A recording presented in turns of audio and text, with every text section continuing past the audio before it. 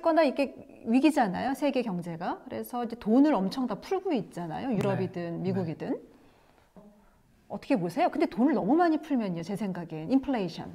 네, 막 두부 하나, 콩나물 하나 사러 갔는데도 막 10,000원짜리 들고 가야 되는 거 아닌가? 앞으로 그렇게 돈을 많이 풀면 나라들이 어떻게 보세요? 그래서 일반적으로 돈을 많이 풀면 인플레이션이 생겨야 되는데 지금은 돈을 상당히 많이 풀었음에도 불구하고 인플레이션이 물가 상승이 급격하게 일어난다든가 이런 게 일어나지 않고 주식시장이 폭락한다든가 오히려 부동산 시장도 떨어지는 이런 그 디플레이션이 나타나는 아주 특이한 이런 상황인데 오히려? 그러니까 이런 게 이제 대공황이라든가 글로벌 금융위기 때 한번 이런 부분을 겪어봐서 보통 그 정상적인 상황에서 일어나는 사이클은 아니라고 보이고요.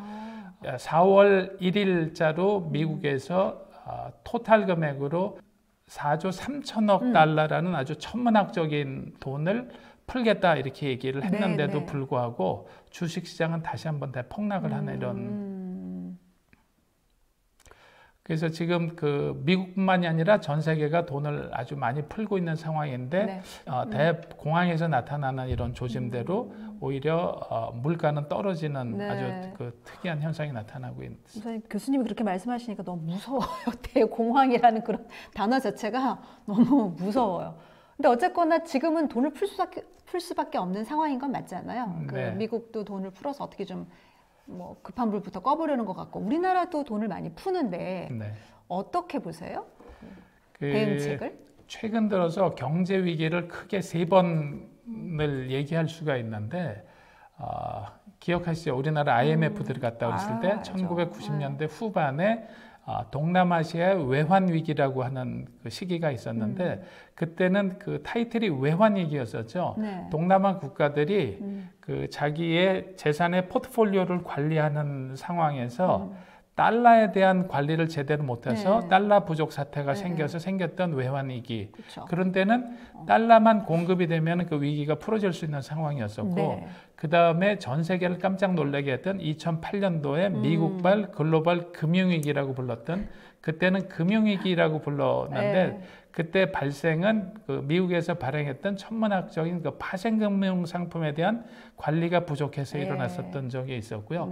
또 기억을 하시겠지만 2013년, 4년경에 그리스, 이탈리아 이런 데가 재정위기가 와서 국가가 파산을 한다 이런 얘기가 있고 그랬었는데 그래서 그 3번의 커다란 그 경제위기가 한 번은 외환위기, 한 번은 파생금융 상품에 의한 금융위기, 마지막 3번째는 재정위기에서 다 돈에 관련된 문제이기 때문에 돈에 대한 정책으로 시간 내 문제였었고 풀 수가 있었는데 이번이 좀 다른 거는 그런 상황이 일어나면서 동시에 촉발된 그 가장 큰 원인은 코로나발, 인간이 일으키는 게 아니고 과거에 공황이나 이런 것들이나 경제 위기는 인간이 관리를 잘못해서 생겼는데 이번에는 바이러스발, 코로나발 이렇게 얘기하고 있는데 상당히 다른 양상으로 나타나고 있어서 지금 전 세계 모든 나라들이 블랙스완, 아주 엄청난 블랙스완을 겪으면서 이런 거는 단 한 번도 없었기 때문에